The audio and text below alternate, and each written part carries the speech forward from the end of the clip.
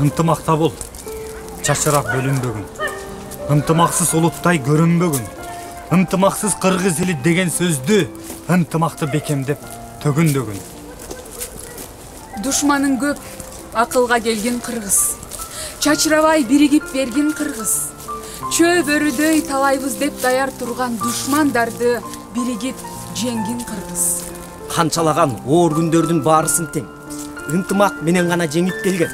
Бүгүн да ошондой күндөр келди. Ынтымакта бололу, сен жана мен.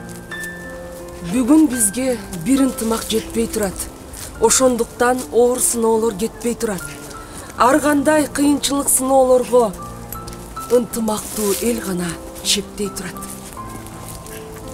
Ынтымак бул эң чоң биздин байлыгыбыз. Ыйман болсо жалгыз гана булагыбыз. Жалгыз булак ыйманды коргоо үчүн ынтымактуу өлкөнү куралы биз. Биз бир болсок, эч ким бизди жеңе албайт. Жеңмек турсун бастырып да келе албайт. Бирок билгин, кыргыз дагы өз кубатын ынтымак болбосо эгер сезе албайт. Бирок билгин, кыргыз дагы өз кубатын ынтымак болбосо эгер сезе албайт.